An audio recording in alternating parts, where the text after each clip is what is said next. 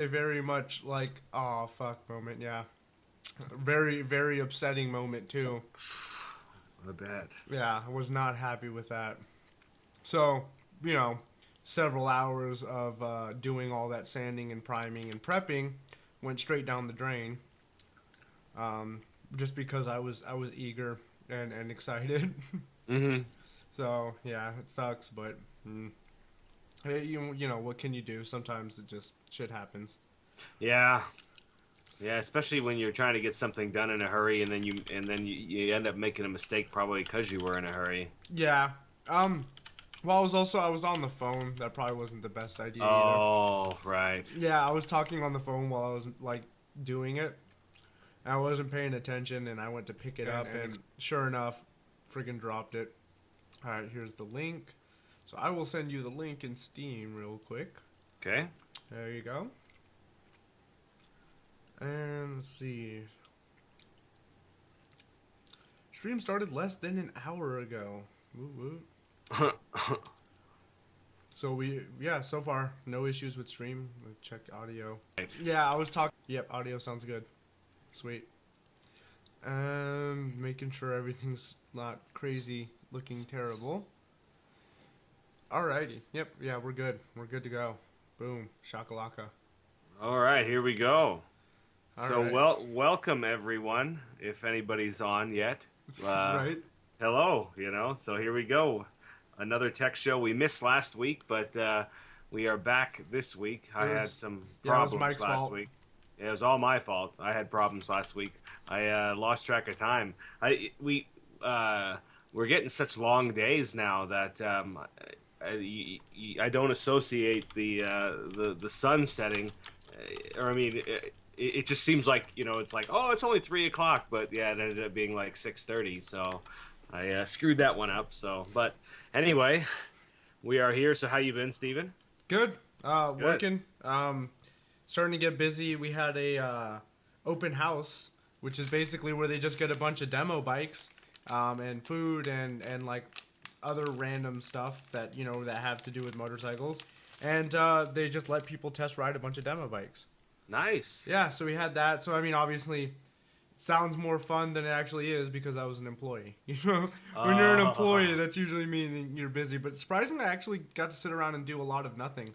Um, they had a bike wash there, and it was pretty hilarious. The incident with that. So I don't know who they hired for the bike wash. I don't know. I mean, I saw the guy, but it was some older gentleman, um, portly fella, little chubby, um, had the kind of look of a sex offender. He did not did not look like someone that I would be okay meeting for the first time randomly. So I mean, he was a nice guy, but he had like the nappy, curly, greasy hair, like long hair, and like a big beard, and a shirt that said "Got Lube" on the back. Oh. So the girls, it was a bikini wash, bike wash. Hmm. So the girls he was hiring was off Craigslist. Now imagine if you're one of these younger, prettier Craigslist girls showing up and seeing that guy. How would you feel? You know what I mean? Yeah, that'd be So creepy. their bike wash was a total fail. The girl was there for he called four girls. They said they were showing up. Only one showed up, and the one that showed up said she was gonna go get some suntan lotion and never came back. Oh, so uh, that went over like shit. yeah, and the funniest part was, I mean, the guy didn't look professional at all. Like I said, he should have looked a little bit more professional. Hmm. And his sign for bike wash was just like a square piece of paper, like construction paper, and like Sharpie, um, bikini bike wash on it. You know what I mean? So this guy's girl flaked on him about 10 minutes after showing up. She left. Up and left, never came back. So he was sitting there for about 3 hours with that sign that said wet shirt bikini bike wash. And With there was no. no girls around, so it's just kind of like, is that guy gonna be the guy washing your bike? Like, this is just creepy. And like I said, the Got Lube shirt just did not help. Um, but Wow. yeah, so that happened. So that was pretty funny to laugh at. You know what I mean? Yeah, so I got to see a lot of bikes. Oldest bike I saw, someone brought. I don't know what type. I just know it was a 1937. So Hmm. a very old bike, vintage. That's an old bike. Yeah, very. That's an old. That's Yeah. classic. So yeah, anything with you? Anything fun? Nothing. I did a couple of computer builds the past couple of weeks, and then some repairs in that. But it's been a little busier, so that's good. Oh, okay. I actually had a guy. Oh, I forgot about that. Some guy had messaged me, or messaged me. He called me. He wanted to build his son a computer, and he's like, "So how much would that cost me?" I'm like, "Generally, if you want a decent gaming computer, you're going to be looking to spend around 400 to 500, like minimum. Like if you Hmm. want something that can play 1080p, any game on the market for the most part, you're going to want to spend around that price just on your tower, you know."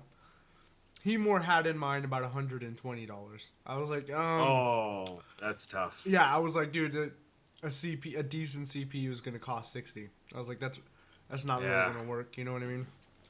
So he said that if $400 is what I can do, I told him I maybe.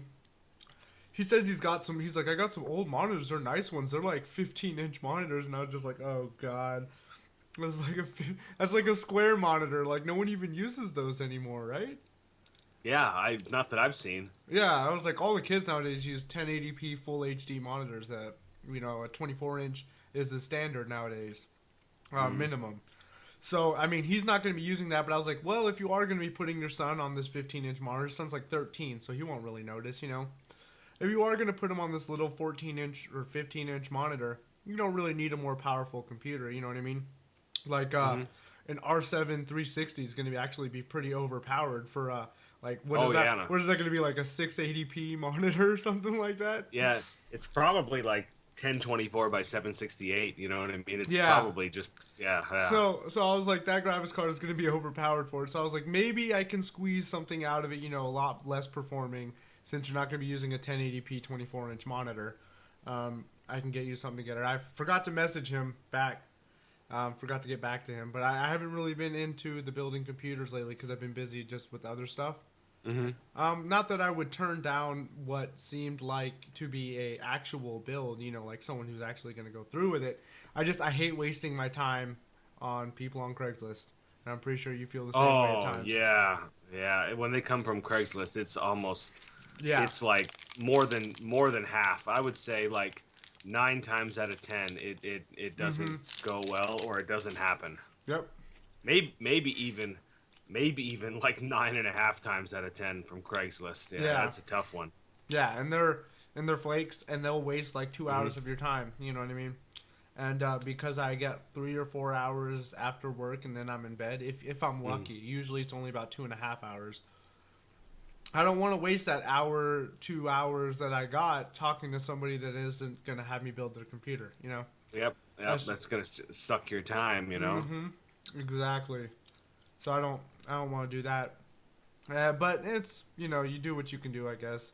Yep. If you want to build, you'll chase it. If you don't want to build, you won't. So in the order I have it, I had the PlayStation one up first. So what is this? You can go ahead and explain. Okay, so the PlayStation Vue is like a alternate cable, and it looks kind of interesting. It looks like so PlayStation, from what I can tell, is getting into the cable market and going up against the big cable providers. And I actually think this is interesting because the cable companies provide the internet, so it's going to be funny to have a streaming service. This is going to be over the providing- internet. Yeah, and it's cable channels. It's not like Netflix, which already has their problems with cable providers, but this is going to be providing cable channels just like the cable company, and the cable company is going to provide So what are the they going internet. to do about So data caps? that's what I was wondering. What the hell happens there? So what if the cable company just starts to say, "Oh yeah, by the way, we're going to put a 1 gigabyte or a 10 gigabyte data cap on there." Then what's PlayStation going to do with their PlayStation cable? So this is kind of an interesting thing. No contract either. It sounds like you can just And I take can it you just- have to have a PlayStation for this to work.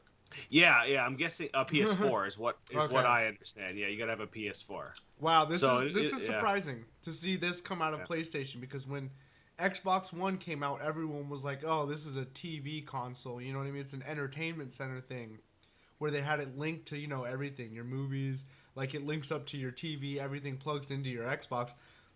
You were thinking of it more of just being a souped up cable box. Now, turns out Right. PlayStation's actually going to be your cable box, not Xbox. Xbox, I guess, I don't know, either they're lagging behind in the taking over your entertainment center, or maybe they just want to stick to gaming. They probably should have thought about that before releasing the Xbox One, but you know. Yeah. Either way, yeah. I don't know. Once you said it's going to be a streaming service over the internet, that just makes me think of the whole thing that Netflix has gone through. You know what I mean? Except this is right there. I mean, they're providing actual channels just like cable. So this is going to be, I think this is going to take a shit. I can't imagine a cable company being cool with this, and they have a lot of money, probably more money than Sony. So, quick question: as their prices, what are you thinking? What are you thinking this compared to actual cable prices? And For me, this is about the same. Cable doesn't use internet. You guys remember that? Right, no. This uses your internet. So anybody watching TV on your PlayStation will be taking up your bandwidth. Yep. So their best bet is to have extremely competitive prices, which 70 channels for $35, that seems roughly the same as what I'm paying too. Okay. Yeah. Um, So yeah, I'm curious. So if you had like a VoIP system that you were using for telephone as well, and then so somebody was on the phone using VoIP, you were trying to watch the television, and then you have another computer downloading, you're going to have a pretty substantial internet connection in order to handle all of that at once, especially if you start getting into HD channels. And I can't imagine that these wouldn't have HD channels. That'd be dumb.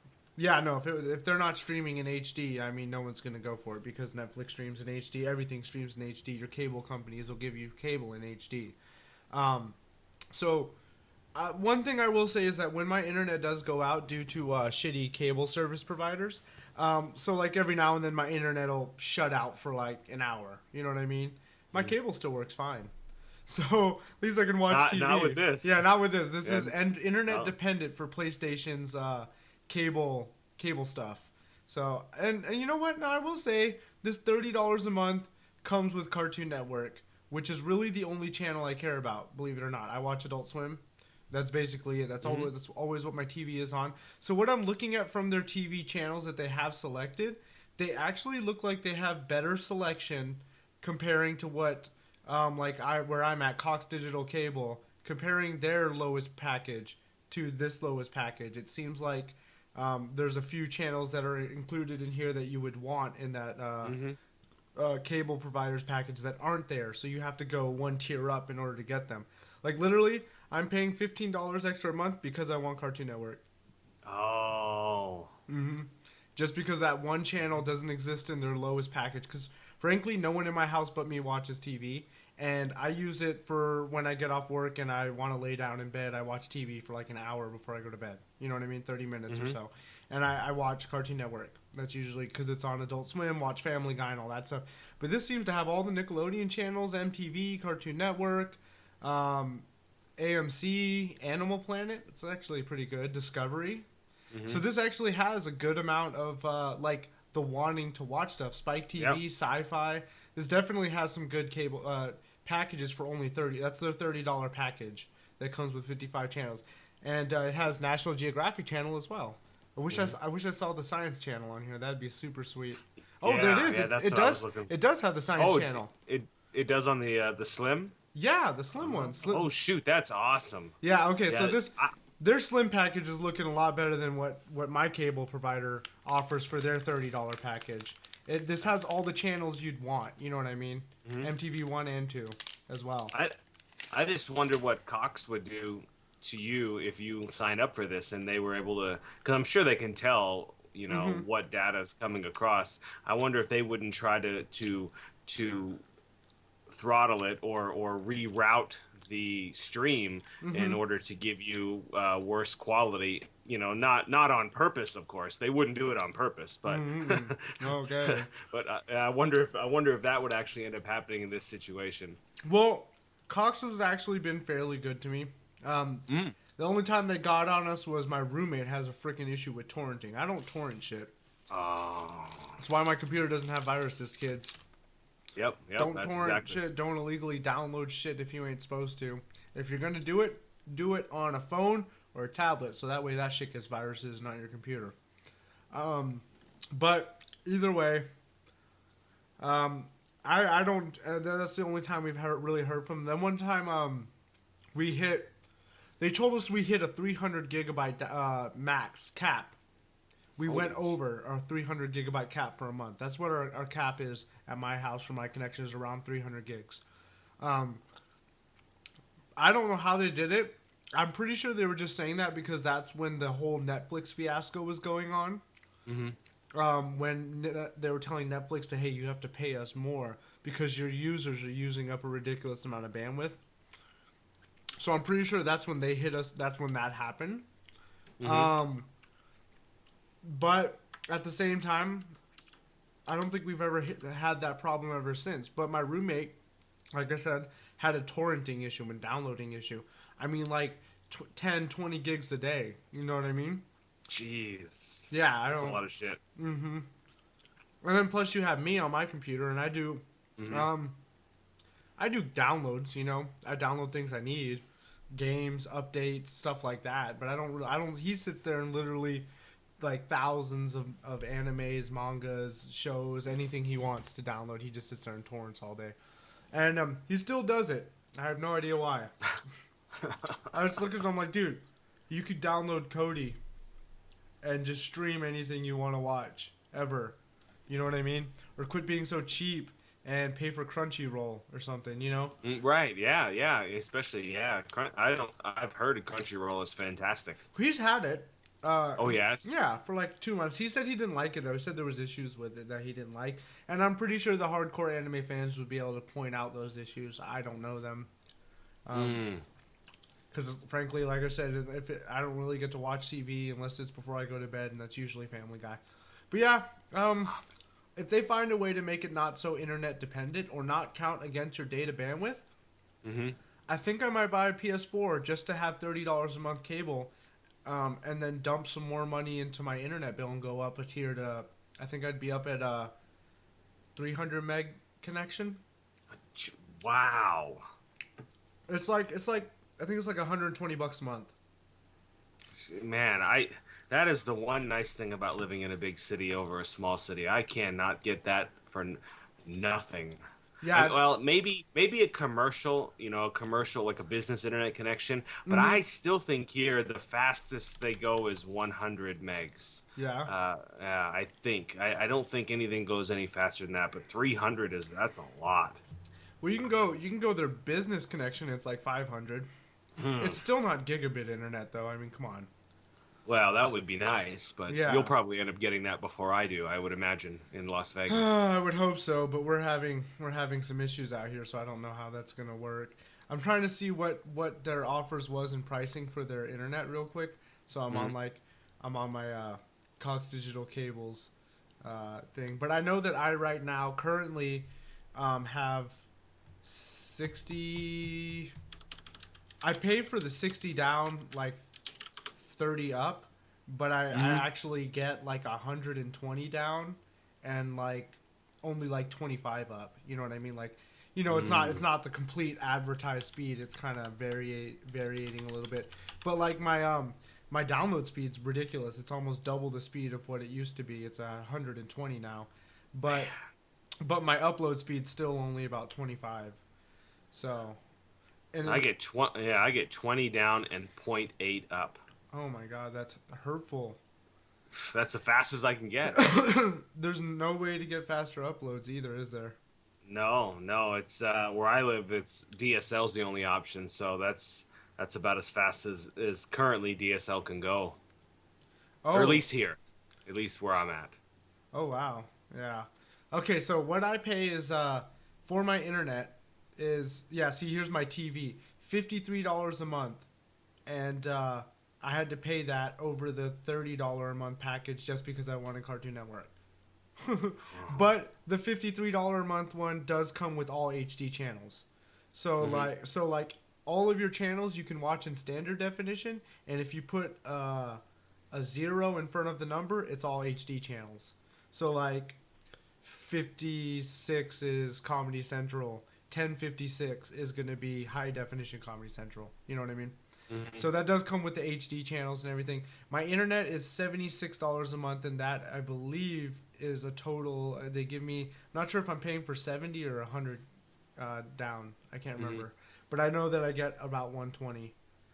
So That's awesome. yeah, it is. It is nice. I will say that, man. It's definitely nice. But like I said, in order to like up my upload speed, I'd have to fucking up my package, which is like another like 30 or $40. Which, if I got rid of my cable, I would do. You know what I mean? I'd be rocking either the 150 or the 300 connection. Man. It'd be nice. What? So 300 down. Well, how much up do you get? I think that one's like 80 or 100 up. Oh, It's like really, man, yeah. that'd be- And then the one underneath that is 150 down and like 50 up. Wow. Yeah. So like I'm right underneath that one. I'm at 120 up and or down and 30 up, but I only ever get 25 up. I've noticed. So, anyways, what's your next one? PC World storage on steroids. Intel Beats. Store, yeah. Okay. Look at that. Yeah, they're gonna. They're working on interconnect. I guess is probably the best way, and enabling storage to be as fast as RAM. So this will be non-volatile. Yeah, like an SSD, but it'll run at near RAM speeds. Who said? Someone just said. Notorious Gatby said, "Get fiber." Yeah, if I could pay them to lay down fiber in my area and Mike's area, I would. But that's really expensive. And Yeah, unfortunately. I also feel like your city, your county, your state's gonna have to be okay with them laying down fiber too. Okay, so what are they planning to do? Well, looks like from what I understand, they're trying to make something that a storage that actually plugs into a DDR4 slot, but it's non-volatile, so it doesn't erase after you shut the power off. So you could have, just an SSD sitting in a RAM slot that the processor's actually able to talk to it at RAM speeds. Now you'd have to have the storage technology would have to be able to deliver to read or write at those speeds, which right now I don't think we're there yet. I still think the fastest SSD is something around 2 gigs or something, isn't it? If I recall, but 2 gigs a second. But anyway, this opens it up for the direct pipeline between the CPU and storage via like a RAM stick, a 288 pin DDR4. So I think that is like incredible because I'm always looking for faster storage. Of course, the software would have to be able to take advantage of it too, because if the software can't use it, then it's not going to do anything anyway. Well, the difference between, like you were saying, the RAM slots and the PCI slots is the PCI slots are going to go through some of them go through the hub, some of them go directly through and then talk to the CPU. But the difference between that and the RAM, this is for people that might not know, your RAM talks directly to your CPU through the memory controller, which in Intel CPUs is on board in the chipset or in the chip. So that's why RAM is super fast, because it just goes straight into your it's got its own memory controller. So I'm wondering if the new CPUs will probably try to include a second memory controller simply for storage and kind of create a type of plug like PCI, except it'd be more of a memory DIMM slot along the PCI area. That way it's connected directly and goes straight to the CPU, and that CPU is going to have its own dedicated memory controller for storage, not for RAM. But I don't know. I'm pretty sure they're going to start off just like what they did with CPUs, where the memory controller used to not be on the CPU, it used to be in the motherboard. Yep. So they might start like what was it? AMD's FX series still do that. You guys you notice that big fucking heat sink right above where your graphics card goes in that gets extremely hot? That's the memory controller.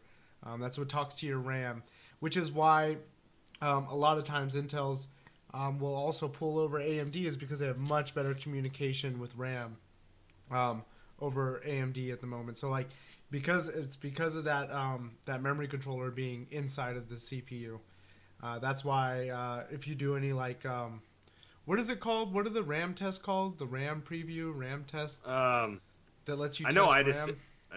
IDA64 has one, but there is MemTest as well too. Okay, MemTest. The DOS one, the one that you boot into. Yep, that's MemTest x86. But either way, I know there's one that you don't have to boot into, one that you can just run at your desktop. An Intel Oh, okay. system, yeah, an Intel system will score double the score of an AMD system. Oh, yeah. Because what? It makes it look like something's wrong with AMD is what it does. Well, the Northbridge on an AMD runs at like 2600 megahertz. Meanwhile, you have the Northbridge on the Intels will run at like 42 megahertz, 4200. And then they can just eat data. I mean, those Intel CPUs love the data from RAM. It's a joke. Yeah. This sounds expensive. Oh, he was saying it's a joke at Oh. Fiber. He was talking about the Oh, Fiber boy. joke. It will be expensive. That's for damn sure. Yeah, it will. Yeah. have you seen how much Intel charges for an SSD? Like, that's a preview of what their extremely fast SSD is going to be. I mean, look at Intel's M.2 yeah. and PCI drives. Those things are expensive as shit. $500.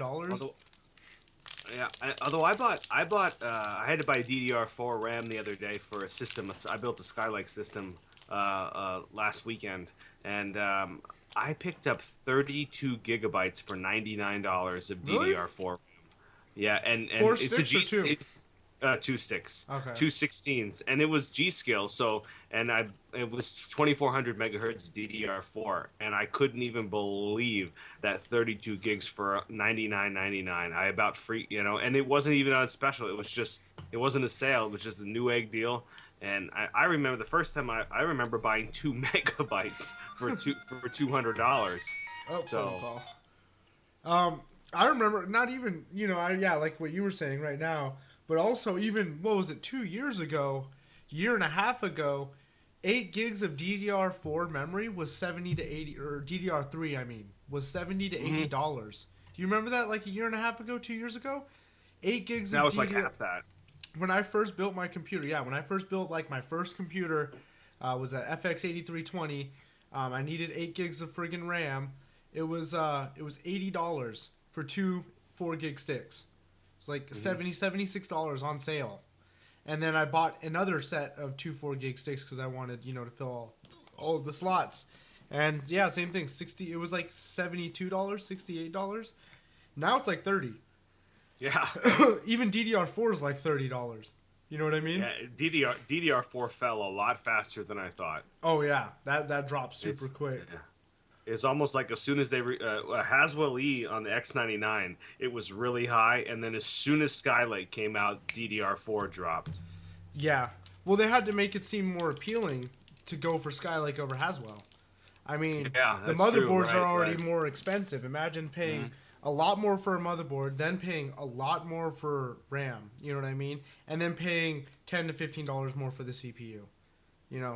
So if they drop the prices of RAM, and that's why I've been, same with you, I'm pretty sure I've been able to put these Skylake builds together for reasonable prices, and it makes it a lot more appealing. Cheaper. Mm-hmm. And they are fast. I used a 6700K this last time, and that's a pretty fast CPU. I was surprised how fast. Yeah. It's a good chip. $5,000 for 10 gigabytes of Super SSD. Wrecked. You know what? I bet if you tried to buy a Super SSD like that's not even on the market, you could probably do it for $5,000. I'm pretty sure you could find a company that'll build you one for $5,000. Mm-hmm. There was somebody that did a 14 terabyte one, and I think it was around $5,000. It was enterprise only, but it was 14 terabytes. So, yeah, I mean they're out there. Oh, I don't know what the hell you do with 14 terabytes of storage, but I like the little diagram they drew here. Future Xeon processor, and it just shows a line sticking up with the 2 pieces of RAM. yeah, That's funny. Well, we'll see how Intel storage goes. somebody spent a lot of time on that, didn't they? I think I probably could have drawn that. I know in MS Paint. Right. Okay, so our next topic is. Well, I do want to talk about one quick thing though Go ahead. before we move on. As far as Intel goes, with all the layoffs recently, yeah, that's unfortunate, and that's terrible that they closed that.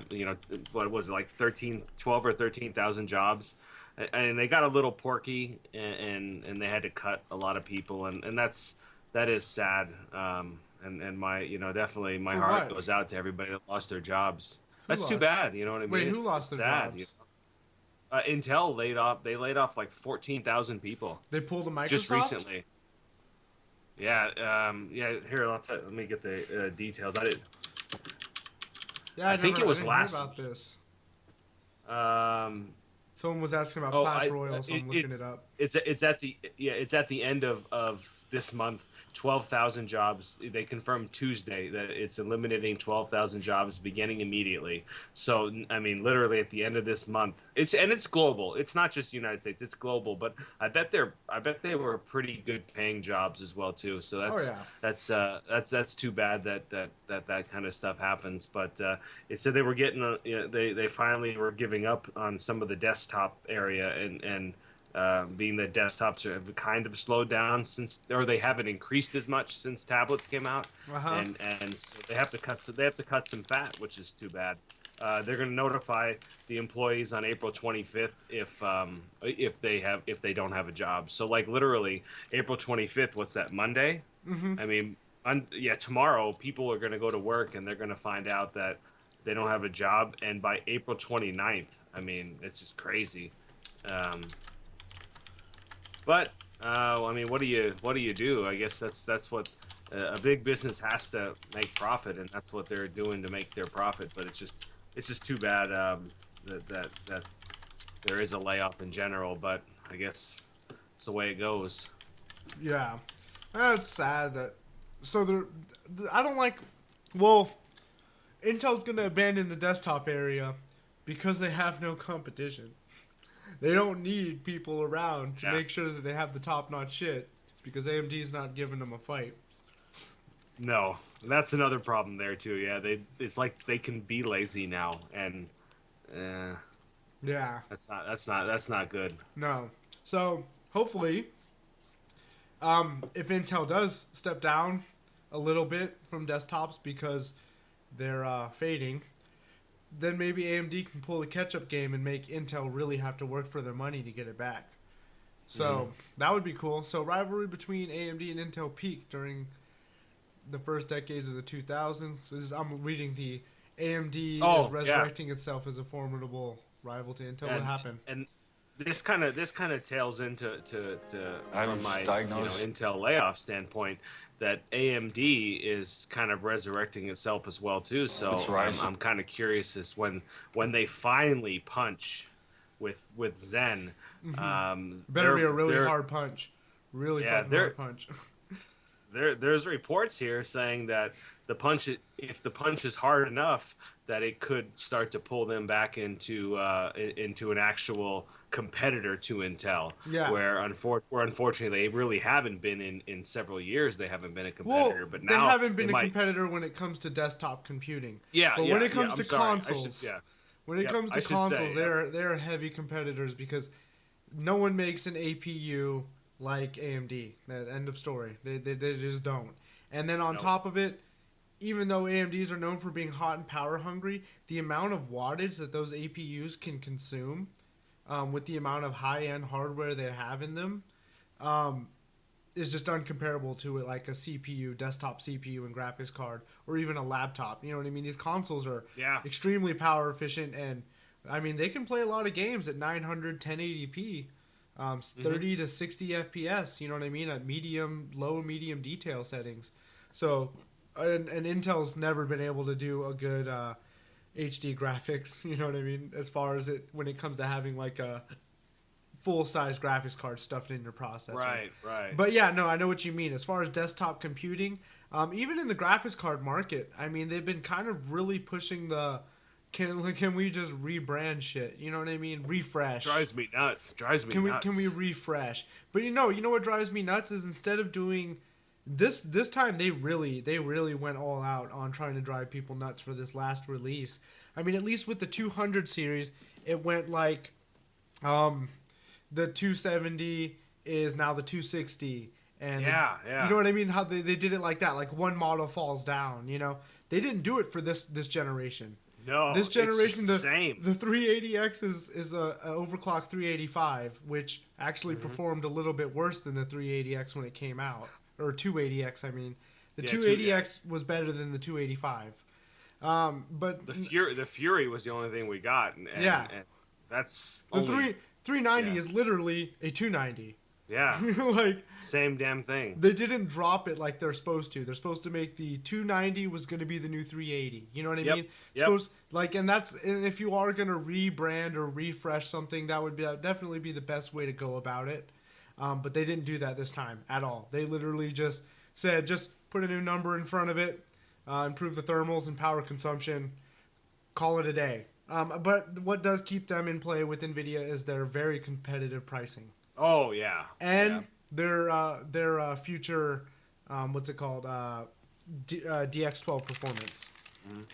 So One thing though, if they shit the bed on the 400 series and just rebrand it, if they then they're gonna have a 200 that's the same as a 300, the same as the 400. If they actually, which they're not going to, but if man, could you imagine if they did? That would they've be already done that though, wasn't it? The 6700, the 7700s, and then it went to the 200s, then to the 300s. Aren't they all the same for the most part? yeah, yeah, but I think it was still one of them where it was It would move down a notch. yeah, was moved down Yeah, a no, notch, it was. except for the 2 to 300 wasn't even moved down. Yeah, no, not at all. That's annoying. Yeah, definitely. Because then you were able to get yourself basically a 290 for a 370 price, or a 280 for a 370 price. Right. Because they didn't move it down a notch. It's not like that. You're getting a 280 for a 380 price. So, so hopefully they do good. I'm hoping. Well, my next article is about the 400 series, and they're going to hit that 14 nanometer architecture. So they're going to go from the 28, which they're at now, into the 14. And That's another thing we didn't even talk about, the manufacturing process on these cards, man. Mm-hmm. AMD's manufacturing processes on their cards are old as shit. What is Maxwell on? And their chips though, their CPUs too. Maxwell, It's 12 now, right? 12? Might be. It's either 14 or 12. Okay. Let me see if I can find out. AMD takes graphics share back from its rival. And yeah, the DirectX 12. So I love how they were saying that these 300 series are cards you're going to want for DirectX 12. And DirectX 12 still really isn't anything. You know what I mean? Right. Like now they're going to be starting to brag about how you need the 400 series to take advantage of DirectX 12. It's like, I thought you said that was going to happen with the 300 series. Oh, we thought it was going to, but it didn't. So, oops. Oh shit! Look at this. The Maxwell is manufactured as 28 nanometer. Is it really? I did not realize that. I thought they dropped it. I thought so too. Yeah. The Maxwell is a code name for GPU microarchitecture developed by NVIDIA to succeed Kepler. Holy shit! Is Kepler All the 700 manufactured. series? Right. Kepler was the G4, yeah, the 600 and 700, and then the 900. Some of the 700 was Maxwell. Yeah, 750 Ti, yeah, 780 Ti. and then the 900 is all Maxwell. Ah. So they're actually not going to hit the 14 nanometer then until Pascal then, huh? Okay. I guess I didn't realize. I thought it was smaller than 28 nanometers. So did I. I thought that they were like ages ahead of AMD because AMD's been refreshing their cards, the same fucking cards for the last like 8 years. So, well, yeah, I guess maybe that's why AMD hasn't felt the need to push because Nvidia is pushing really hard with their new stuff, but at the same time, they're not taking off on them like Intel's been taking off on AMD. You know what I mean? Right. Nvidia's still, or AMD's still a very relevant competitor when it comes to graphics cards. Though, if you have $700, nothing's going to perform better than your 980 Ti.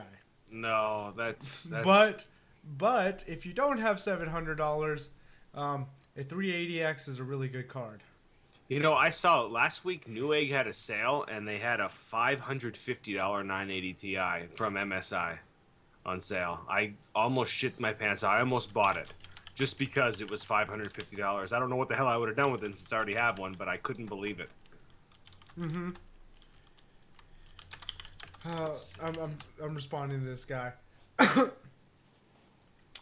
But yeah, I mean, I hope that they. So what is this? So they're just basically they're just talking about the new GPUs.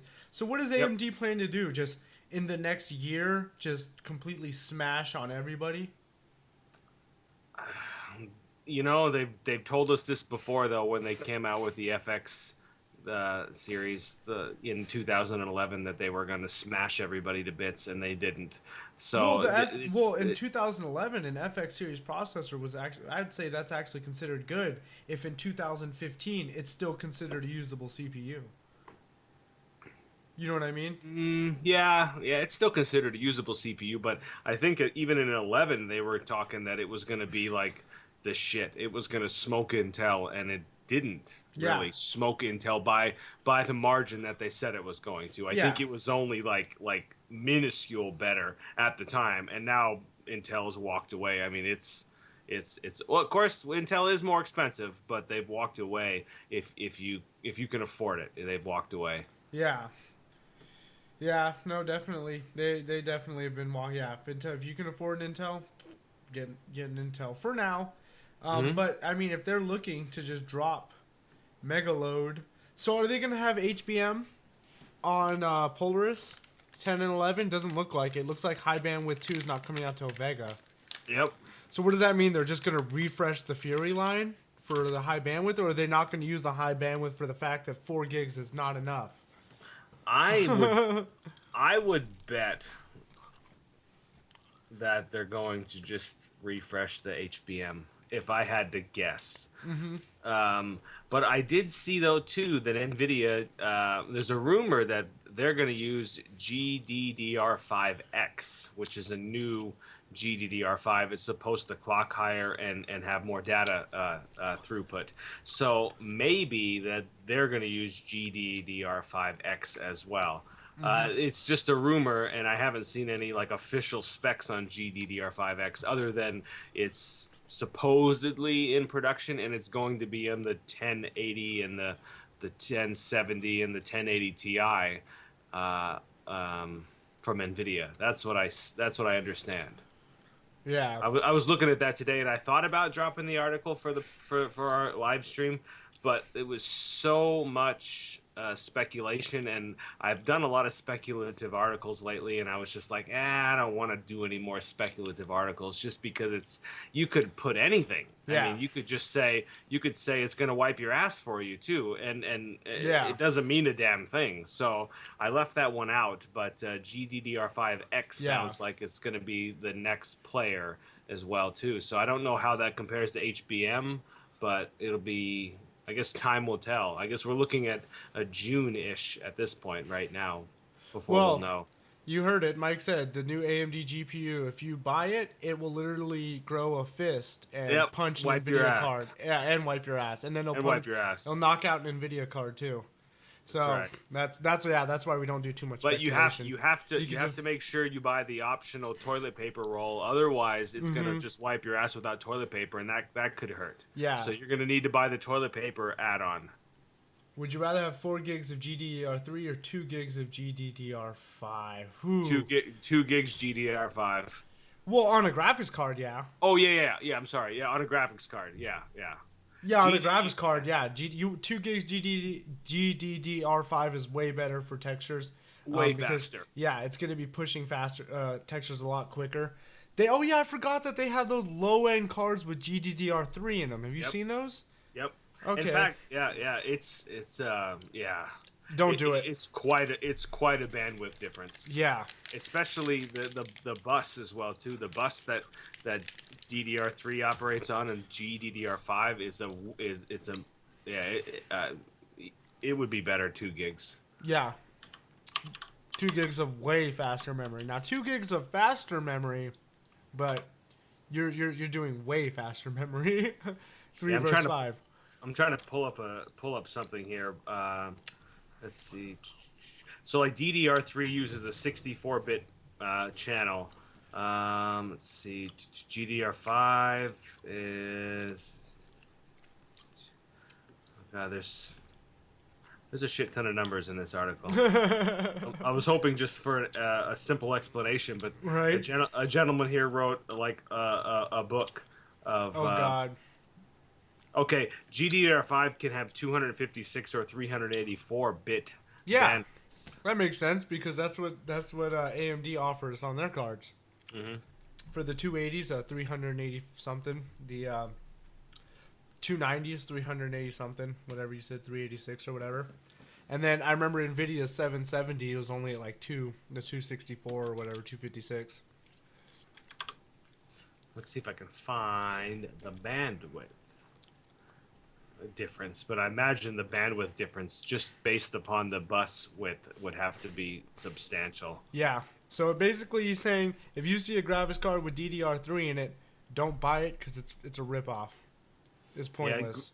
The graphics processors need so much more bandwidth. It's not always about the RAM quantity. Now, granted, You do need for RAM quantity. you do need RAM quantity, but RAM speed though too, it's drastically less on 3 than it is GDDR5. Yep. So do you want to get started with this Doom one real quick for me? Yeah, sure. I would love to. This one kills me because I grew up.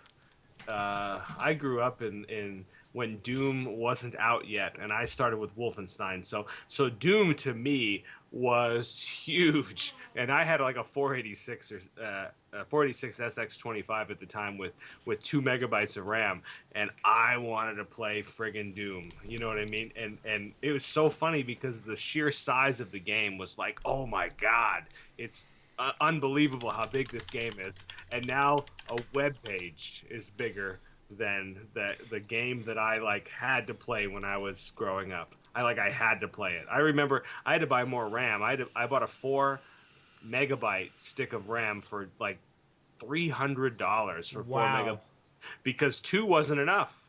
So I needed to either buy another 2 or a 4. So I ended up buying the 4 because per megabyte 4 was cheaper than 2 at the Well, time. $300 kind of seems like ridiculous. Jesus. Oh yeah, just so I could play Doom. And now a freaking web page is larger than that game that I was just like, I like lost so much sleep because I couldn't play it. I have to have it. I have to have it. So I spent $300 on a RAM upgrade. That's to kind of play- ridiculous system requirements that they would require. Like nowadays, it's like, oh yeah, 6 gigs of RAM. Which, if you break it down, that's what $15 for every 4 gigs.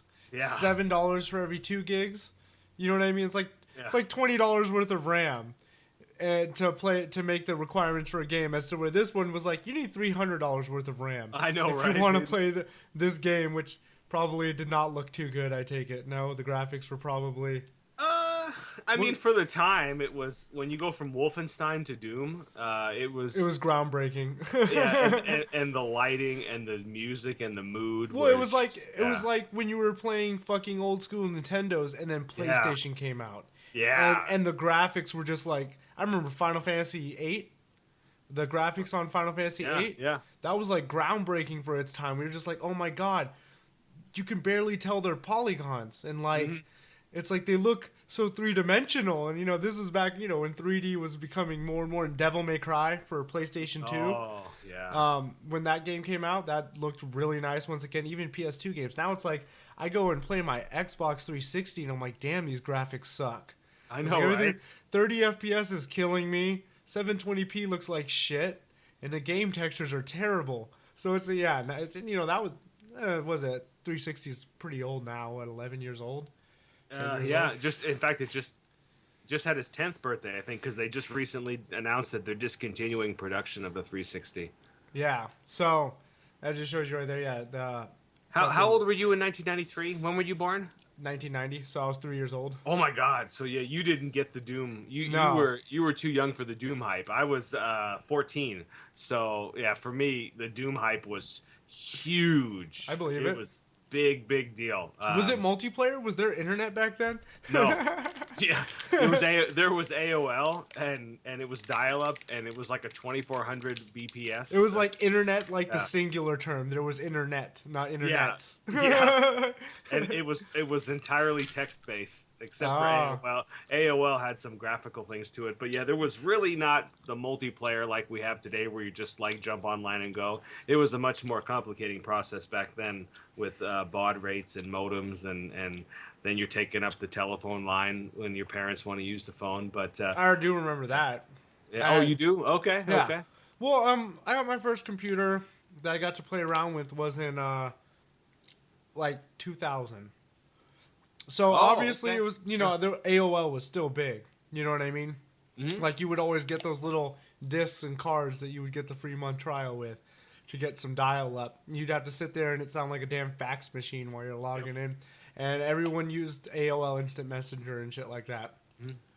Or AIM is what they called it. AIM, yep. Yeah. Yep, I remember when I first was getting on the internet, you used to have to pay by the minute to be Really?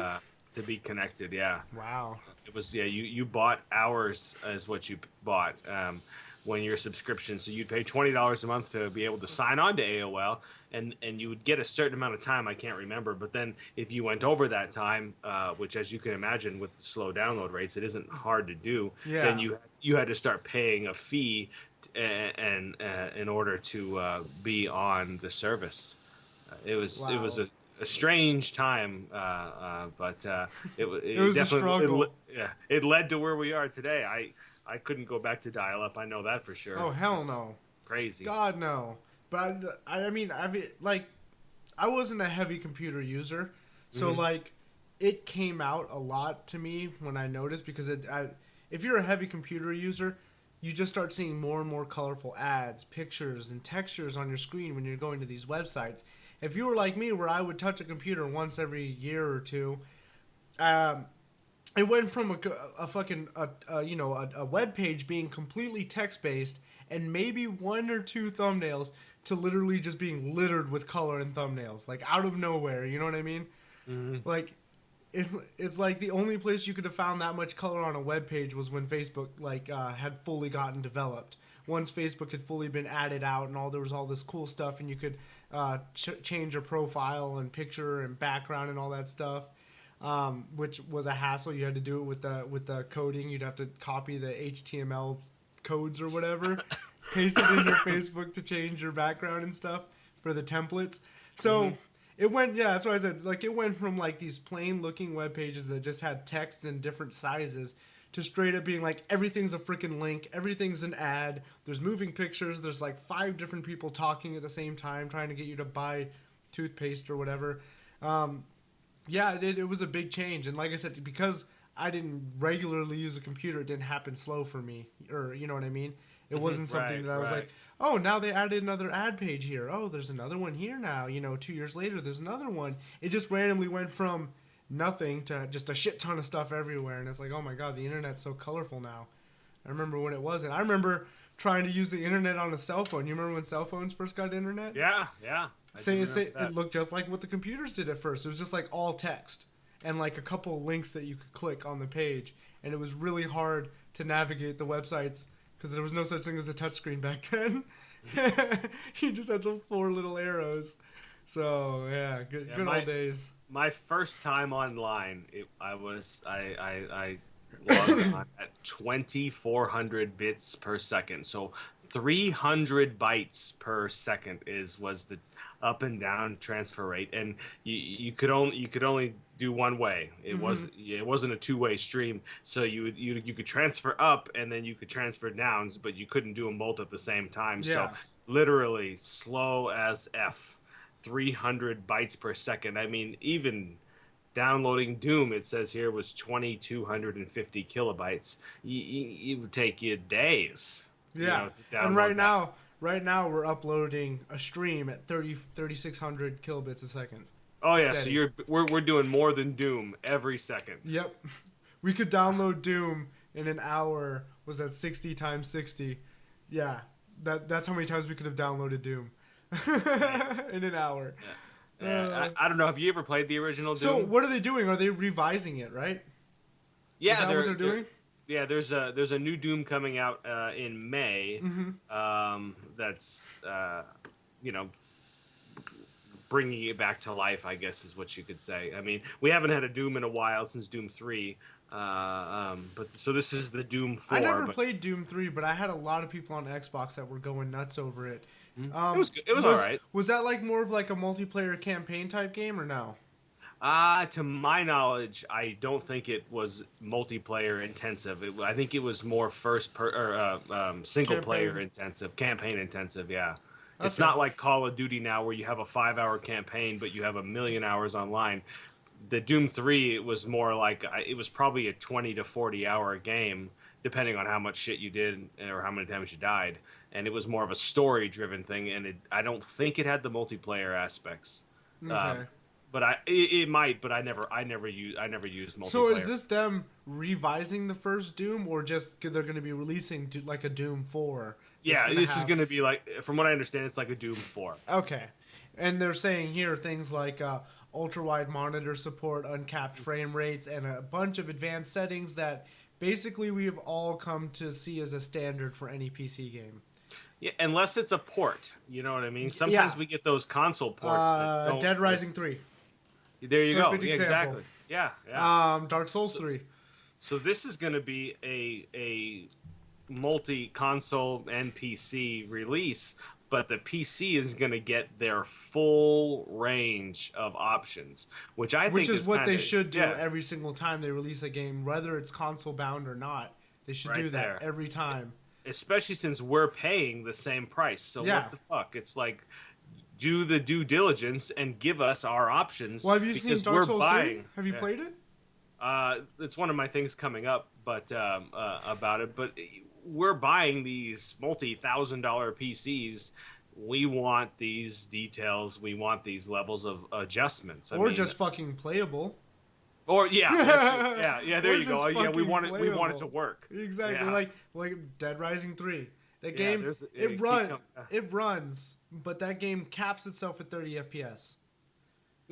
Why? Okay, so you can You're kidding me, You can, 30? yes, Oh. but you can uncap it, but the game can still run shitty as fuck. So like even with a 980 Ti, max settings will get me like 70 frames per second with dips to 40. You know what I mean? So it's just terrible porting. Okay, Terrible. Dark Souls 3 is another one. My brother has it. This has been plaguing it with Dark Souls 3. Hopefully this isn't what your topic's about. Let me check. No, It no, is. Performance. Well, a little bit. More. This is more a win for AMD on that. But we can. Yeah, it doesn't. Yeah, you can continue on. What Okay, you talk about. It well, isn't going to spoil it. there is a problem with Dark Souls 3 that comes to where the game will straight up just crash. Just completely crash, and it's caused from the detail settings. Like my brother's got a 4790K and a GTX 770, and he has to drop all settings to low so the game doesn't crash. You know what I mean? I've tweaked it out and figured out. I have a few settings that had to be set to low, the ones that were making it crash. They supposedly had released a patch, but I haven't heard back from him if it worked yet or not. But yeah, and this is like something that's been plaguing all the users. Basically, one of the main culprits is the light settings. You have to lower your light settings to low, the shadow settings and light settings. Otherwise, the game will just crash. Terrible. And it was like that for its first week of release. Like, they didn't release the update till, like, 4 days ago? 5 days ago? The game's been out for, like, over a week, 2 weeks. So, yeah, like, I agree with you with that. The fact that Doom is making this, some people may be like, oh, well, having that full range of settings, every PC game has that. Yes, but there's a lot of PC console games that do not at all. Like, you can't turn VSync off in Dark Souls 3. Ugh. It's capped at 60. There is no way to do it. From what I've been reading up so far, no one's really found a way. Like I said, with Dead Rising 3, by changing one of the .ini files, you can get rid of VSync. But from what people have been saying, they haven't found a way to do it with Dark Souls yet. So it's like, why are you capping a PC game at 60 FPS? I don't get it. You know what I mean? So either way, there's that. I have a 144 hertz monitor, and It still caps it at 60. I Yeah. want to use it. You know, I have Exactly. a 980 Ti, and I want to use my. You literally have $1,400 worth of like graphical displaying equipment, Yeah. and you can't use it. Not on some games. On some you Yeah. can, like Metal Gear Solid 5 was a great example. 60 Grand frames. Theft Auto. That's it. Grand Theft. Oh yeah, Grand Theft Auto. That game will let you uncap frame. That game has so many settings you can tweak in there. That's a perfect. That was a great port. That's a perfect PC right console, there. yeah, perfect PC console port. Like they did great on Grand Theft Auto 5, and that's because Grand Theft Auto 4 sucked ass as far as porting went. Yeah. And Dead Rising's always had this problem with porting. As far as I remember, all the Dead Risings that came out for PC never really ran too great. There was always some issues with them. That's not right because they know they're releasing it on PC. So put some effort into it if you're going to charge The same amount. the same amount. Give us what we paid for. Mm-hmm. Exactly. So next you have Fallout 4. This is Oh yeah. you like Fallout 4, so go ahead. You know, I finally finished it and it was underwhelming. The last 25% of the game was That's not what you want to hear. But the first 75 I thought was great. But anyway, so here's me. I like Skyrim. I beat the game and then I went to the mods, man. I went to the mods and added the quests and added all that stuff. So and I'm not a big achievements person, but mods are something that I feel like we should be allowed to do. You know what I mean? But now they're going to punish people by not allowing them achievements. Now, maybe they're going to do it in such a certain way that it's only certain achievements that certain mods break the way you get to that achievement. I'm not exactly sure, but hopefully they don't go crazy and then just start punishing us now for modding a game. Yeah, especially when these games, they get a lot of, like you said, players that want the mods. It's not. I bet you it's like 50% you buy the game because it's Fallout. The other 50% is because the mods are going to be great. Same with Skyrim. You think all these people dump thousands of hours into Skyrim because they like Skyrim? No, it's because they like the mods that Skyrim comes with. So the game developers should embrace that fact.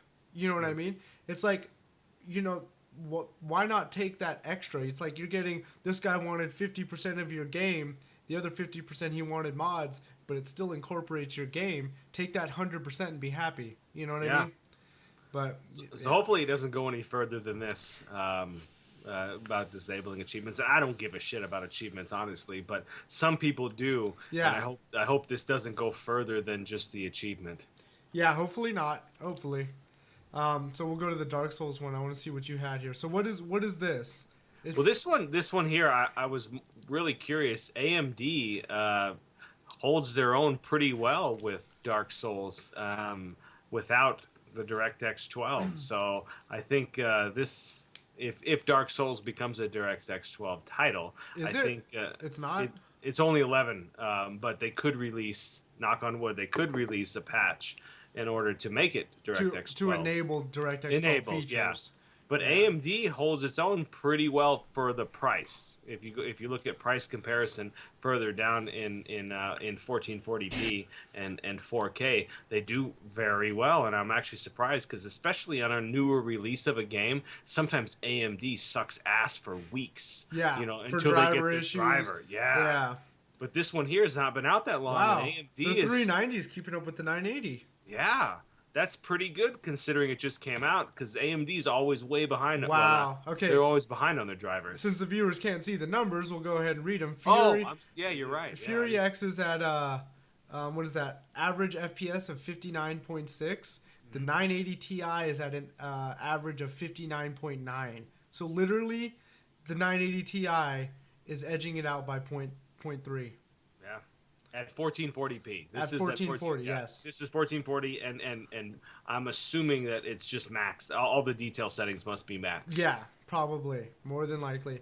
So AMD is doing really good with their drivers here, because usually you would see that would be a much larger win for AMD. Well, the drops are for the Fury X is 45, and the drops for the 980 Ti is 58. So it literally held its...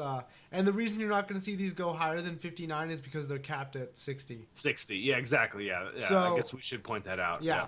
But I will say for the 4K, you can definitely see where the Fury X runs into not having enough memory. 36.9 versus 980 Ti with its 6 gigs at 43.3. So at 4K, obviously the 980 Ti is going to beat it because 4 gigs of memory is just not enough, regardless of how fast it is. And AMD learned that the hard way. Yeah. So that's really good performance. My brother has a GTX 770, which will pretty much line up a little bit with the 960.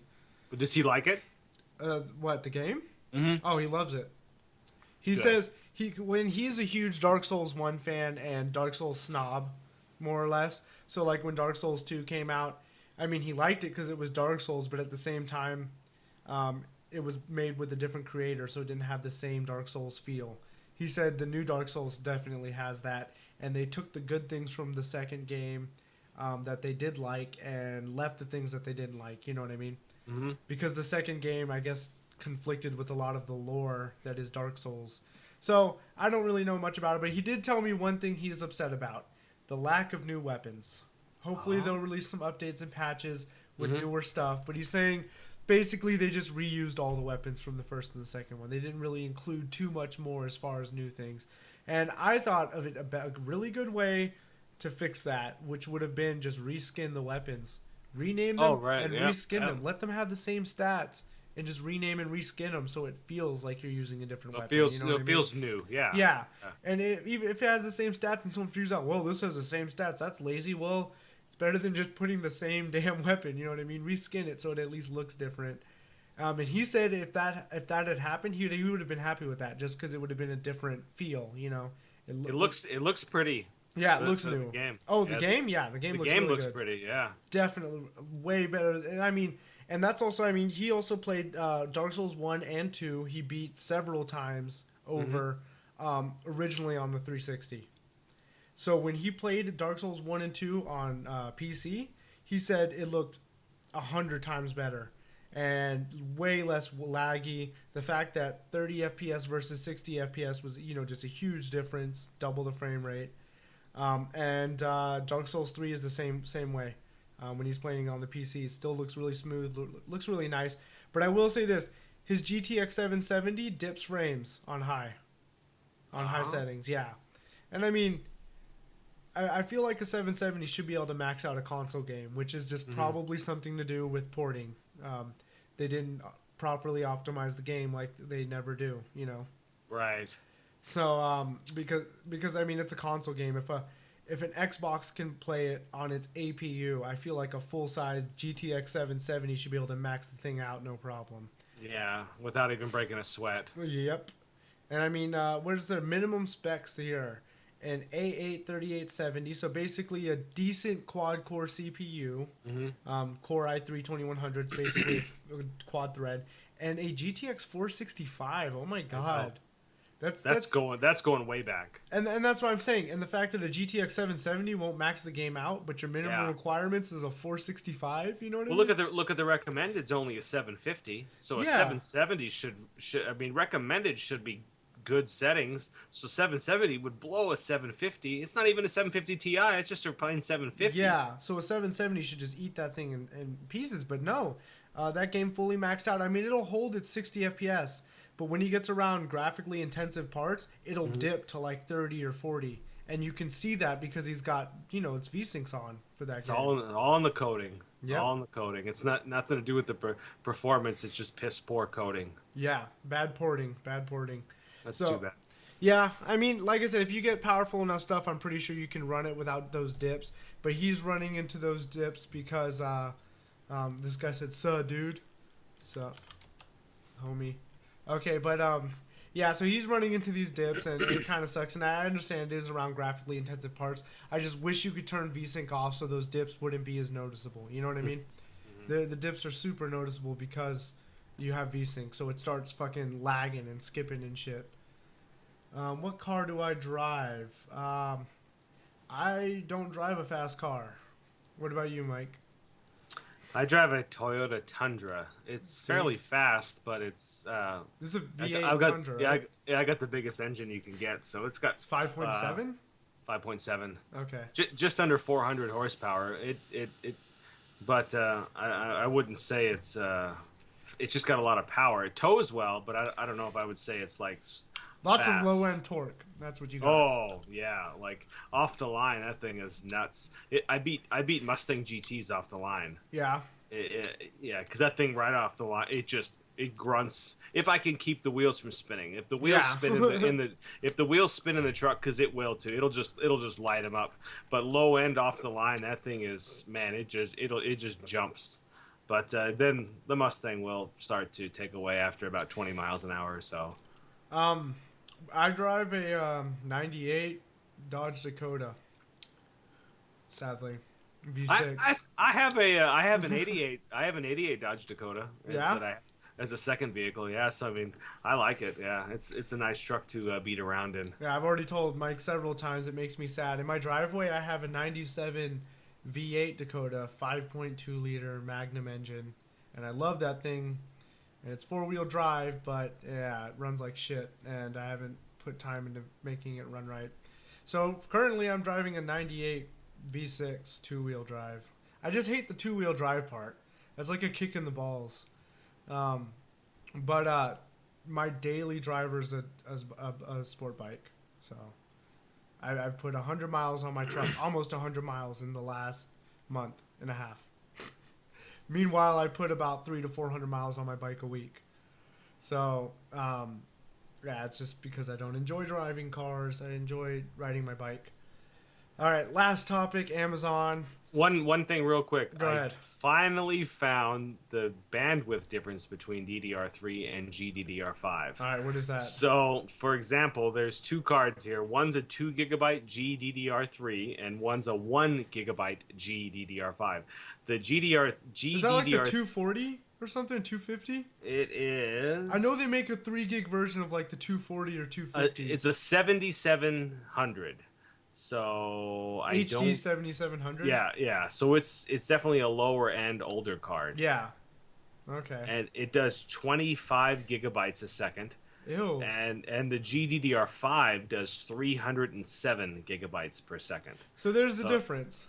There's quite a difference there. That's the difference between transferring 12 times. Yeah, that's the difference between transferring basically what? Did you say megabits a second, right? 25? 25 gigabits to 300. Gigabits. Okay, so it's a gigabit. Well, that's the difference between transferring like basically a song in 1 second, or transferring a full audio in like a fraction of a second.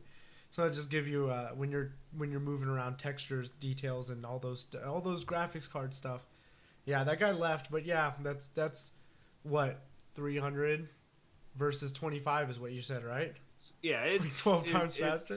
It's substantial. Yeah, it's substantial for sure. That's definitely and 12 times faster. In the Heaven benchmark, it's the difference between 20 frames and 29 frames. So it's quite a difference. 9 more frames on 30 is that's probably using extremely low textures. You up the texture detail. That gets even more. Yeah. That DD and that's the only reason the settings are probably like that is because the DDR3 can't handle anything higher than super low. Yeah. So and it's 720p as well too. So I mean, imagine when you start to hit 1080p, that DDR3 is gonna just really take a dump. Yep. Alrighty, so your last one, Amazon restricts sales of popular movies and games. What does that mean?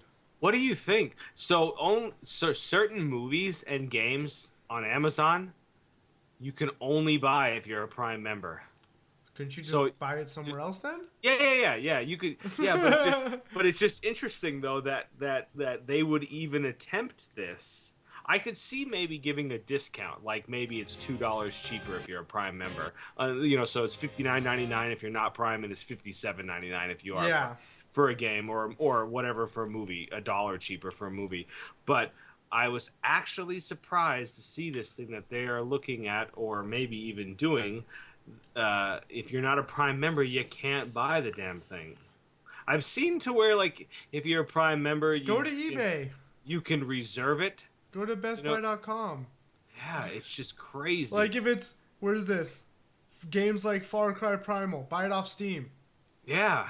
You don't have to pay for a Steam membership. It's free. I haven't bought a game on Amazon in years anyway, but it's just funny that with the decline... Oh, Battlefield Hardline. Buy it on Origin. Yeah, buy it on Origin. Yeah. That's so stupid. Who buys games on Amazon anyway? Yeah. That's the first question. But movies, I mean, some people do buy movies on Amazon if you want the physical copy. eBay it.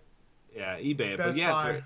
Why? It's just funny. Why are they restricting some of those purchases to Prime? That's got to be the dumbest thing ever, because any non-Prime member, they're just going to automatically lose that sale. Because you do have diehard Amazon members that aren't Prime members. Mm-hmm. Like I know several of my roommates like that. I always order off of whatever I can find as far as websites I like and stuff like that. And I'll also order from eBay a lot of times, over those other websites.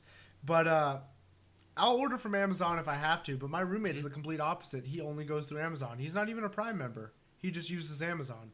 So whenever he looks to buy something, he goes through Amazon. Whenever I look to go buy something, I go all over the place. Doesn't matter. You know what I mean? Yeah, I use Amazon Prime because of their shipping. Just because to ship to me in Montana, sometimes it's fairly Outrageous. high. Yeah, it's fairly high, so I can get their 2-day shipping for really reasonable. Like, I mean, Why don't you do like the Newegg Pro member thingy? I do that. I do that as well. How much does that cost? I think it's $50 a year. Really? That's it? And I make out way ahead because it used to cost me, it was $10 every time I ordered something from Newegg. Yeah. And I order ship from Newegg every week, so I make out way ahead, and I get it faster being the Newegg Premier member. And same with Amazon Prime, I get it faster and significantly cheaper than. Okay. Yeah, so I make out way ahead by being subscribed to both of those.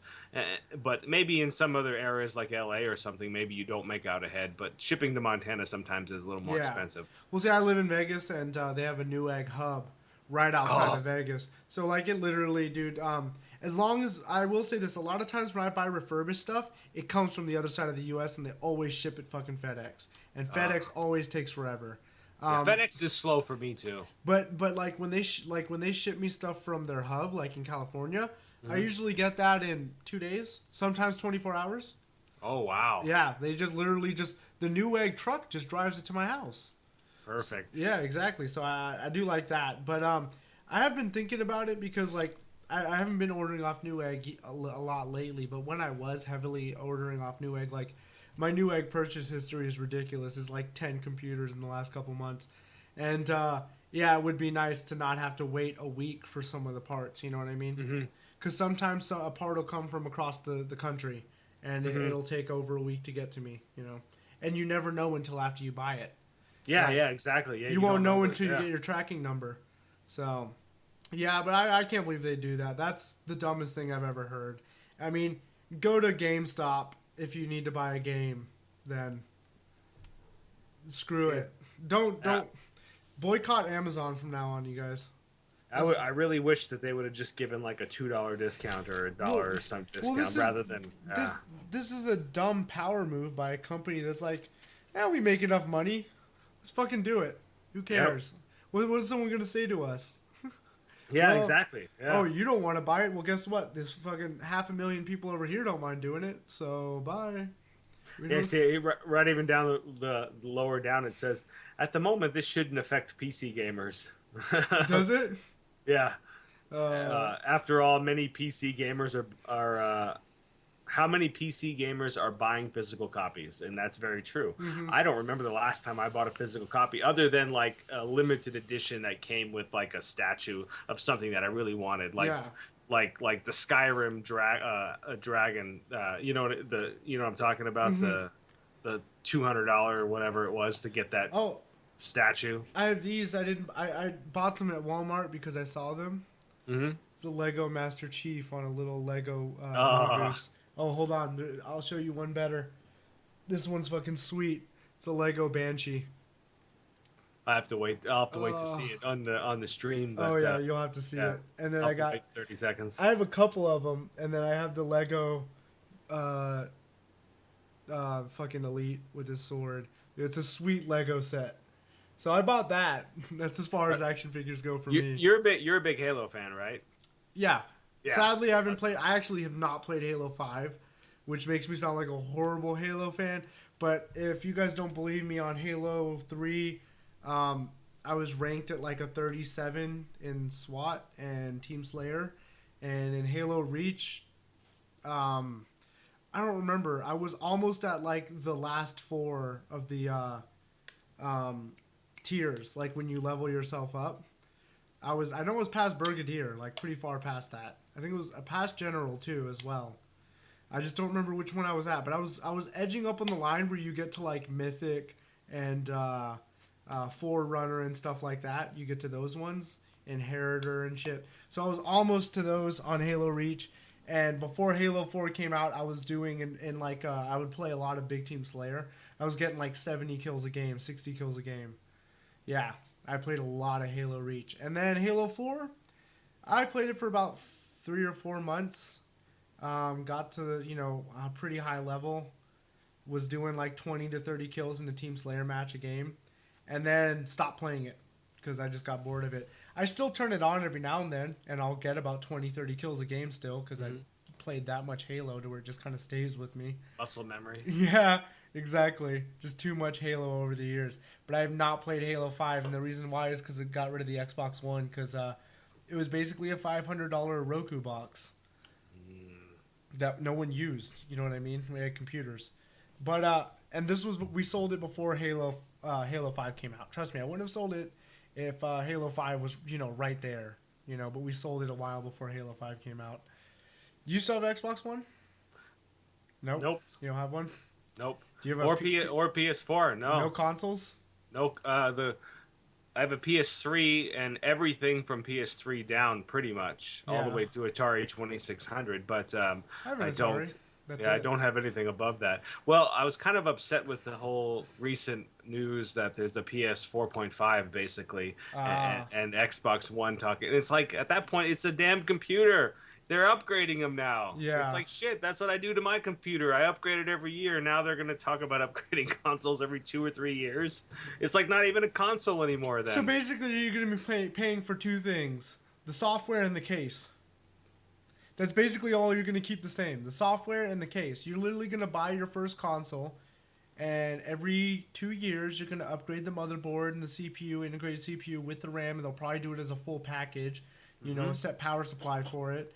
And that's also going to suck because warranties for them they have to look at it like this. Dude, how many people's warranties are going to get broken for this? Like, oh, yeah, this isn't covered under your warranty. It's not like how it was in the past when you're like, dude, my fucking Xbox just won't work anymore. They'd be like, oh, well, which part of your Xbox doesn't work? Because we'll only warranty the part that's broken. Yep. You know what I mean? So it's not going to be like where you had a broken Xbox and you send it in and get a different one, Might as well just buy a PC now. Yep. Boycott Xboxes so that way they just move to console and Halo's forced to be put on PC. Oh man, I would love that because I want to actually play the Halo series, but I'm so shitty at a controller. I need the mouse and keyboard. Oh, I told you, man. If you want, download. I haven't sent you the link, have I? I'm gonna do that. You go to download Halo online. I'll send you a link. I can actually just put it in the Dropbox, can I? Yeah, put it in the Dropbox. That way you don't even have to download it. Yeah. Okay. I mean, yeah, you got the fast internet connection. You can probably drop it in my Dropbox. Yeah, that's fine. I'll do that. Yeah. And with my shitty upload, if I send something to you, it'd take a year. Oh yeah. Oh yeah. You just download it from the Dropbox, huh? Yeah. You don't have to upload it. Nope. Oh shit! I don't even notice when I put movies or the videos into your Dropbox. I don't even notice it just instantly happens. It's just done. Yeah. Right? Well, also when you download the MP4 from YouTube, it's also really small. Like very. Oh, that's true too. They nicely compress it for you. So. Yeah, it is pretty small MP4. But yeah, it's already 7:30. We've been going for well over an hour. We can call it a day. I got my clean laundry out of my dryer and I just threw it on my floor to start the stream because I was in a hurry. So I'm gonna fold my laundry and go back. Hey man, life happens, Yeah, I'm gonna probably play some Left 4 Dead while the rest of my laundry finishes, and then throw it all on the floor as a pile and fold it. Have you that new Tomb Raider is good too? If you you played it finally? Yeah, I started because since I finished Fallout 4, I started the new Tomb Raider, and I actually enjoy it. It's beautiful. Yeah, no, it's a good looking game, huh? How's it run on the 90 Ti? I do have some dips under 60, but with a G-Sync monitor, you don't notice it as much. Yeah. Even what are you at 1080p? 1440. Okay, you're at 1440. Yeah, so I set. Oh, you have a 1440 144? Yeah. Oh my god. With G-Sync. I wish I had that. Yeah, well, it was $600. It was expensive, unfortunately, but that game is beautiful if you ever get a chance to play it. I was so mad. You can get mad with me. On Newegg, I got an email for a sale. 144 hertz monitor for $320, 1440p. Here goes the kicker: FreeSync. Oh, I know. I was like, God damn it, I have a 980 Ti. I was like, I want that 144. $320, man. Dirt cheap. If I would have bought a freaking Fury X, I could have had a 1440p 144 FreeSync monitor. God damn it. The problem that people don't understand is if you buy a 144 hertz monitor and you want to use it at 144 hertz, if you don't have G-Sync or FreeSync or the capable hardware, you're going to notice a shit ton of micro stuttering because you're never going to hit 144, or Well, if you do, you don't hit it enough. Well, you just never play with VSync on. Or you never play with VSync on. Yeah, right? so in like, for instance, in Grand Theft Auto, 1440p, I'll hover around 80 to 90 FPS. Mm-hmm. Just no VSync. That works Just no fine. VSync. Yeah. That works okay. Because it never goes over 144. In those demanding games, you'll never get over 144. You know what I mean? No, I can. The most I've ever seen Tomb Raider get at max settings, I've seen it at a little over 100, and I've seen it as low as 40, but I've never seen it above. You know, I've never seen 144. Yeah, exactly. And I probably won't with a single 980 Ti. Yeah. It just, there's so many settings, and it's, I mean, when you turn that motherfucker up, it is beautiful. It's a good looking game. Yeah. And so far the story, I like the story so far too. So because it's not all about graphics, you got to have good play too. So my girlfriend's been having fun on that. She's only got a 980, but here goes the fun part about that. She has an FX 8320, and she plays that game on pretty high settings, no problem. Oh, yeah. So that just shows you guys the FX is still there. It's a good port too. It is. It's a good console port. It's not shittily done. They did their job. Yeah, she's gonna get my i7 whenever I upgrade. When I go up to the 5820K or the new Broadwell one, I'll give her my i7 and my RAM and stuff so she can. I'm still kicking it around. I might end up doing something stupid like buying a Broadwell E, but we'll see. Did you ever find out what a more reasonable release date on that is? When it's actually gonna come? Nothing. I looked everything was still speculation, so I didn't want to get into, and the speculation was still the same, so it wasn't like anything was going to change. Unreleased Gigabyte motherboards for, so they're going to release new motherboards for the Broadwell E though? When Broadwell E comes out, they're going to come out with new, I would hope, 2011-3 socket motherboards? Yeah, and it'll work with the old ones, but they're also going to have new 2011-3, yes. New boards, or new revisions. At least new revisions. When's Computex? June. June something. Computex will take place May 31st to June 4th in Taipei. Broadwell E is based on. So they're gonna have a more look at a concrete date at Computex, is what they're saying. Mm-hmm. Yeah. Okay, so is Computex? Do they normally release on Computex, or just talk about it and release it 10 years later? Talk about it, and then release it. Yeah. If I had to guess, I was at the Haswell E release at PAX in 2014, and they actually released it at PAX. So I wonder if they wouldn't do that at PAX Prime, which is the Seattle one, and it's always in like September-ish. So I wonder if they're not going to talk about it at Computex and then release it at PAX. That's what I think will happen, just based upon Haswell E's release at PAX in 2014. I think that we might see it. That's just my guess. Mm-hmm. Okay. 8 cores, 16 threads, man. Mm. And even the Xeons get up to 22 cores, which I think is just unbelievable. Oh, here we go. They're going to have the 6900K, which is going to replace the 5930K. 8 cores, 16 threads, 140 watt TDP. That seems a bit high, huh? Mm-hmm. Doesn't seem like they lowered it at all. No, I think it's actually up. I think the it's 125, right? I think it's 130. My Ivy Bridge E is 130. Yeah, and I think the Haswell E is still 130. How did they shrink the die and then go up in more transistors is the only thing I can think of. Yeah. Well, base clock at 3.2, turbo at 3.7. The next is going to be the 6850K, which is probably what I'll be looking at, and maybe you. Probably me, yeah. Yeah, I don't think. I mean, would you be willing to jump another $500 on a CPU, or you gonna go for the cheaper route? Yeah, not after the difference the last time. It's not enough of a difference for the money. Yeah, but I will say the 5820K is something nice to have as far as the editing goes and the gaming. Like, because on top, and this is why I think that the 5820K to me is better than getting something like a 5960X, is because unless you really need those extra cores, which 99% of the people that use a computer for gaming will not need. You know what I mean? Even as us as content creators, we don't need that. You know what I mean? We can get away with the 5820K, and it handles gaming just as well. You know, so I'll probably go for the 6850K, which is gonna be 6 cores, 12 threads, 140 watt TDP as well, 3.6 gigahertz turbo up to 3.8, cache size 15 megabytes. It's 2.5 megs per core. Mm-hmm. And 2133 megahertz and 2400 megahertz. So it doesn't seem like they're going to be supporting that quick of memory, huh? No, it's not. It's kind of because that's the starting. Doesn't it start at 21? Yeah, 2133 is the bottom of DDR4. Yeah, exactly. And 2400 is only one step up. Yeah. So I feel like that has to do a lot with it just being on an X99 board. It could be. Not making a new board for it and not making the new processor for a new board. Right. Yeah. So, and then the 6800K, which will be the, it's going to be, I guess, considered a new addition to the family. I guess they're not doing a 5960X style one. Because they have the 6800K, the 6900K, and the 6850K. Okay, maybe the 6850K is the 6800K. They're both going to be 6 cores.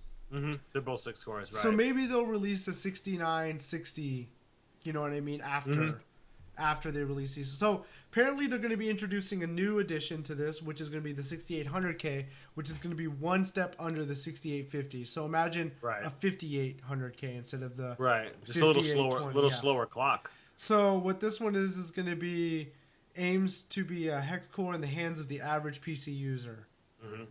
Probably be less than the $450 mark. I would hope so, because you can get a 5820K for about $370, $320 if you get it at Fry's on sale.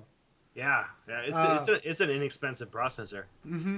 And this is 3.4 to 3.6 at 15 megabytes, 2 megabytes per core. I do see a rumored article though about a 6950X. That's a 10-core, 20-thread CPU. Okay. Yeah.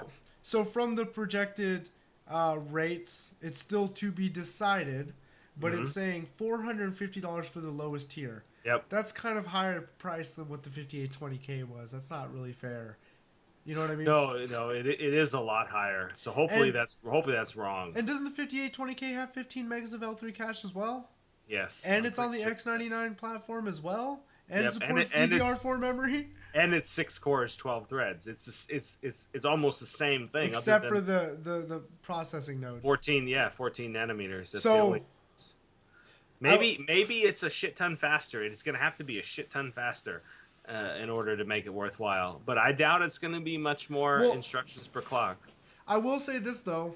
The reason that when you said it was on a new nanometer, the reason I said I might just wait for Broadwell then is because when I used a Haswell Pentium G and played Grand Theft Auto 5, it stuttered. When I used a Skylake Pentium G, didn't stutter at all. Oh. So obviously something changed in that 14 nanometer from going from the, what is it on the Haswell's, 20 something? I don't remember. I don't 24. I don't know, 22. I don't know. I can't. Really. Yeah, it's escaping me at the moment. Yeah, right. And it's like this is something that I should know as well. So either way, the reason is because obviously something improved between those two. So it's a 22 nanometer. 22. Okay, and then it dropped to the 14 nanometer Skylakes. Skylake's 14, right? Correct. Yeah. Okay, so something in between there, because on paper it doesn't look like a lot's changed from the Pentium G4400 and the Pentium G3250, 3258, 3240, or whatever, 3440, or whatever the hell they want to call it. I don't remember. But for some reason, it doesn't stutter in GTA and ran a couple of other games smoother. So it's handling some form of processing load different.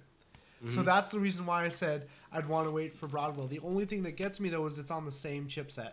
Right. That's what kind of hurts me, because then like you might not see very much improvement. You know what I mean? It'd be like getting an FX 6300 versus an FX 8300 or 8320. You know what I mean? Right. Yeah, 8350. you're not gonna see much in a lot of workloads. Yeah. So I'm gonna wait. Obviously, when it comes out, when people start releasing their benchmarking videos, and I can see the actual visible differences, and then I'll make my decision from there. If I don't see very much of a difference, I'm gonna go for the 5820K. Yeah, especially with the 450 release. That's pretty high. Yeah, because the 5800K is about $100 cheaper than that. Yeah, I would And, say it might be worth like $25 or $50, but $100 is tough. Yeah. So and it has a higher TDP, Yeah, yeah. so it's gonna consume more power. Which, Unless it overclocks better or something, maybe. yeah. Maybe. Or thermals or some shit. I don't know. But either way, we can go ahead and end the stream. We've been going for Sure. like almost 2 hours. We're bosses. Oh shit! All right, on. But yeah, no, it was a fun week, and we'll see Yeah. you guys next week. We'll All force right. ourselves to do it, right? Yeah, thanks for joining us, guys. Have a good night.